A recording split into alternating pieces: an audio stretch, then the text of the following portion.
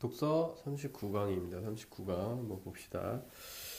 자, 언론 보도가 명예가 훼손되는 경우, 언론 보도로 명예가 훼손되는 경우 피해를 구제받으려면 어떻게 해야 할까? 민법은 명예훼손으로 인한 피해를 구제받기 위해 손해배상과 같은 금전적 구제 방식이 있구나. 아울러 비금전적 구제를 청구할 수 있다고 규정하여 있는데 비금전적 구제 방식의 하나가 반론권이다. 그럼 X는 뭐일 가능성이 커져? 반론권일 가능성. 그치? 반론권은 언론의 보도를 피해를 입었다고 주장하는 당사자가 문제가 된 언론 보도 중 순수한 의견이 아닌 사실적 주장에 대해 해당 언론사를 상대로 지면이나 방송으로 반박할 수 있는 권리다. 아, 중요하네. 정의 한번 잘 내려보자. 그러니까 이게 잘 안 그려지거든? 그럴 땐 과감하게 X를 중심으로 그리는 거야. 문단으로 그리고 막 요약하고 있으면 안 돼. 자, 그럼 뭐야? 그럼 반론권 그리면 되지. 반론권인데, 반론권이라고 하는 거는 피해를 받은 당사자가 어떤 언론 보도에 의해서 피해를 받았어. 그치? 그럼 이 언론 보도라는 누가 있는 거야? 언론이 있는 거야, 언론. 그치? 언론 보도의 내용 중에 순수한 주장이 아니라, 주장은 안 되고요. 사실 부분에 대해서, 그치? 반론을 요구하는 거야. 반론할 수 있는 기회를 어디한테? 언론에게 요구하는 거야. 너네 신문에다가 내 의견도 내! 이렇게 얘기하는 게 바로 반론권이라고. 응? 정의 나왔죠?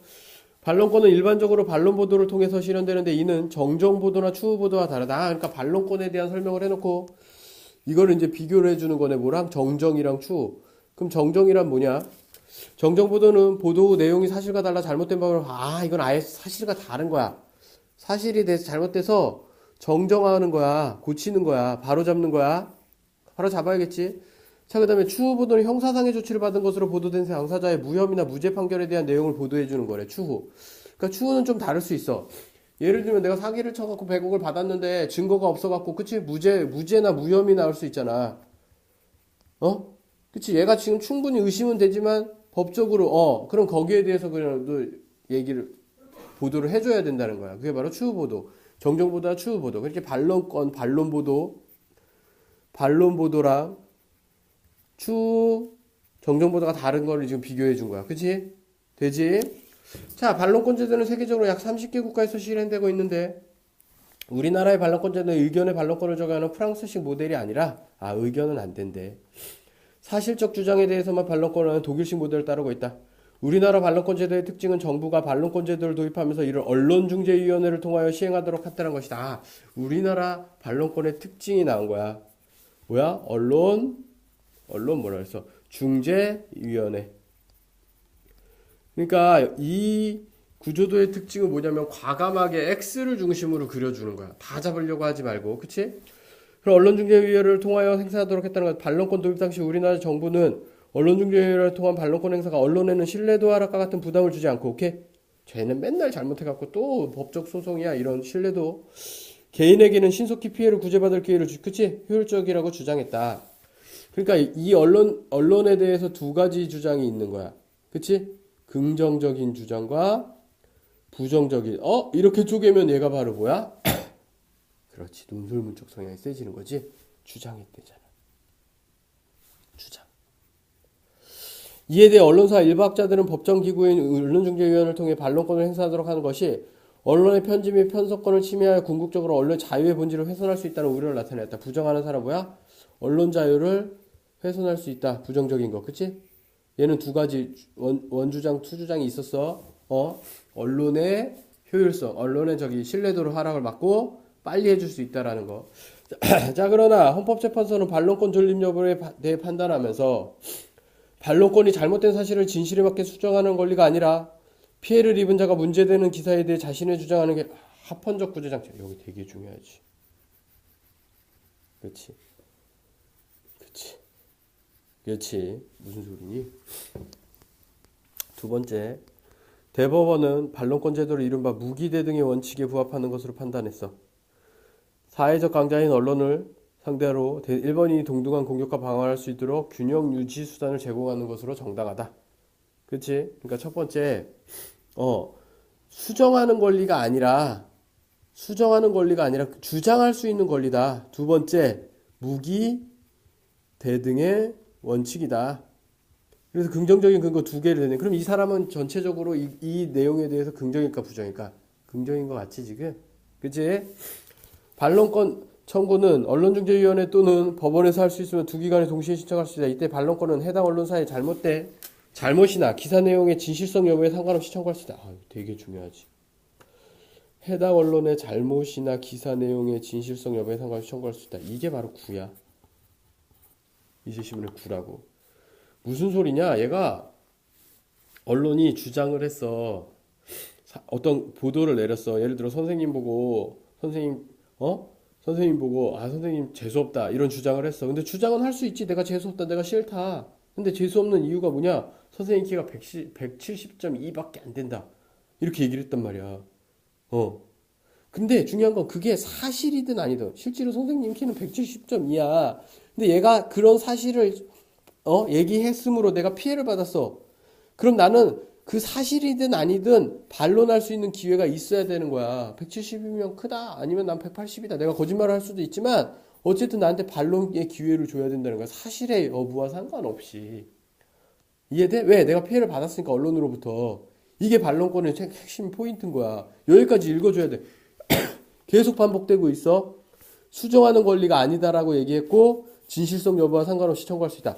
언론 전문가들 일부 학자들의 비판적 시각에도 불구하고 언론과 관련된 분쟁은 법정 밖에서 해결한 것이 바람직하다는 측면에서 통한 반론권 제도의 중요성을 인정하고 있다. 그러나 효율성을 제고하기 위해선 당사자 모두 만족할 수 있는 중재 합의율과 질적 수준이 높아져야 된다. 합의도 잘 안 되고, 그치? 이 사람 또 깠네.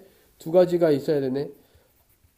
합의율도 높아야 되고 질적으로도 좀 올라가야 돼. 오케이? 되니? 안 그러면 결국엔 다시 법정까지 가게 된다고. 이 언론중재위원회가 제대로 지금 지 역할을 못하고 있다. 오케이? 자, 가봅시다. 이 제시문은요, 일단 반론권이라는 X 자체가 굉장히 특이한 거야. 그치? 그러다 보니까 정의 내렸고요. 미식구조도 나와야지. 그 정의에 따라서 반론보도라고 하는 것이 추후보도와 정정보도와 어떻게 다른지 설명했지. 뭐에서 나오겠어? 여기서 나올 가능성 크지? 정의도 나오고 요 비교점도 내기 좋겠지? 거기서 끝나지 않고요. 언론중재위원회라고 하는 X 다시가 들어온 겁니다. 오케이? 되니? 그래서 이걸 갖다가 VS 함으로써 여기부터 뭐야? 논설문적 성향이 강해진 거야. 얘는 설명문적 성향이. 그러니까 이게 EBS 반영인데요. EBS는 이 부분이 나왔다니까? 근데 한 꼭지를 더 주는 거야. 더 준다고. 더 주니까 어때 돼? 애들이 이거 읽어본 것 같지만 사실은 독해에서 포인트가 되는 거야. 이 뒷부분도 가야 돼. 그래서 이게 이제 논설문적 성향이 강해지고 이 사람 어느 쪽 글이에요? 긍정 쪽에다가 좀 포커스를 맞춰서 쓴 거야. 이해되니? 좋아. 한번 문제 가봅시다. 38번 윗글에 논지전개 방식이라는 용어가 나오는 거 보았어. 이게 논설문이구나. 오케이. 1번 외국인 사례를 열거하여 공통적인 논지를 도출한다. 프랑스, 독일 뭐 나왔지만 열거한 것 같지는 않고 논지를 도출한 것 같지도 않아. 그냥 딱 줬어. 정의를 통해서. 일반인 상식을 제시한 후 이를 논리. 이거 통념을 비판하는 거지. 여자들이 남자들보다 운전을 못한다 이런 거. 수학을 못한다 이런 거. 새로운 이론 아니지 안 나왔지. 그치? 개념을 정의한 후 나니? 반론권 정의했니? 그 다음에 대립되는 주장을 소개하고 필자의 견해? 주장, 필자 견해. 괜찮지? 세모 동그라미. 현상이나 사실을 설명하는 필자의 생각되는 반대되는 견해는 장단점? A, 세모 X. 오케이? 4번, 5번 갈등 관계 4번다. 되죠? 되지. 윗글을 통해 확인할 수 있는 것은 이 문제도 봐. 재밌어. 내가 이 글에서 가장 핵심이 되는 포인트는 뭐야?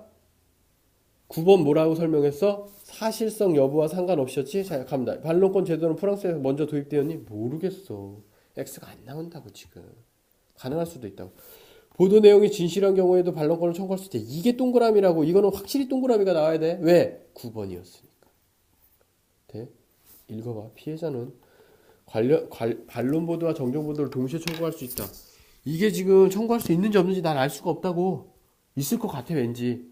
그치? 세모 동그라미라도 이 글론을 알 수가 없어. 그러니까 이게 답을 먼저 이게 답의 자격이 있다고 딱 찍어줄 수 있느냐 없느냐가 굉장히 중요한 거야. 왜냐면 4번도 봐봐. 반론권은 개인은 물론이고 법인이나 단체 조직에서 행사할 수 있다. 있을 것 같은데? 그렇잖아. 이 글에서 안 나왔을 뿐이지 이 명제 자체는 오일 가능성이 커진다고요. 반론권은 문제가 된 보도와 같은 분량인 지면으로 방송되어야 된다. 그치? 그것도 잘 모르겠고. 답이 2번이고 2번은 근데 반드시 알아야 된다고. 이 글에서 왜 가장 중요한 9번에 해당했다고. 되지? 이게 바로 답의 자격입니다. 오케이? 41번 취지를 가장 잘 반영한 것은 기억, 무기대 등의 원칙이지. 이거 자꾸 1번, 3번 자꾸 갈등 관계에서 3번 하는데 3번 봐봐. 일단 선생님은 뭐를 주냐면 저소득층 자녀를 위해 구청에서 무료로 놀이반을 운영한다. 이건 무기대증 원칙이니까 약간 좀 두 개가 나눠져서 싸울 수 있어야 될 것 같아. 얘가 확실히 강하고. 그치? 근데 3번 같은 경우에는 하나의 집단에서 약자라는 거지. 둘이 싸운다라기보다는 얘네가 얘네를 도와준다라는 개념이 더 크잖아. 싸운다는 도움의 개념이죠, 도움. 그러니까 1번 해주시는 게 좋을 것 같아요. 오케이. 자, 40번. 아까 전에 뭐라 그랬어? 정의, 그치? 정의에서 개념, 39번에서 나왔지, 그치? 논설문이니까 전체적인 글의 논지전개 방식 문제 나왔지? 되지? 무기 대등의 원칙 한 꼭지 나왔지? 그 다음에 나온 거 뭐야? 아, 정정, 반론, 추후 보도에 대한 비교점 나오는 거지? 1번 읽어봐. 본지는, 어쩌고저쩌고. 그러나, 이처럼 무죄 판결이 났으니까 이게 바로 뭐야? 그치, 추후 보도야. 되니? 자, 2번. 연구소 비해 소장은 경제 회복 당분간 어렵다는 취지의 본지 인터뷰 기사 내용이니까 사실이네. 인터뷰 내용 중 일부 대목만 인용하여 경기 부양에 적절한 필요하다라는 자신의 견해를 확대 해석한 결과라고 밝혔습니다. 자, 포인트 누가? 소장이. 오케이? 얘가 그럼 어떻게 한 거야 지금? 반론권 쓴 거야. 얘가 반론권이라고. 반론 보더라고. 3번 봐봐. 사실관계를 확인한 결과 기계 자체가 아닌 내용상의 문제. 이게 사과드립니다. 정정한 거야. 되지? 4번도 봐봐. 오기다. 잘못한 거를 정정한 거야. 얘도 사실로 확인되었기 때문에 수정했잖아. 정정한 거야. 다 정정 보도야, 세 개는. 되지? 답은 2번. 오케이? 자, 42번에 3번. 상당한, 합당한, 거기에 걸맞는 뭐 이런 뜻입니다. 이 문제고요. 자, 다시 요렇게 왔을 적에 전체적으로 반론권 X에 대한 설명문과 논설문이 섞여 있다라는 거. 그치? 그 다음에 항상 구가 뭔지를 내가 출제자라고 하면 이 글에서의 가장 핵심이 되고 가장 깊이에 있는 게 뭔지를 파악하고 그걸로 문제를 어떻게 낼지에 대해서 고민을 한단 말이지. 그치? 여기서는 뭐야? 사실과 관계없이 반론 보도를 낼 수 있다. 요게 이제 포인트가 됐던 거야. 항상 요런 구를 잘 읽어내야 돼. 오케이.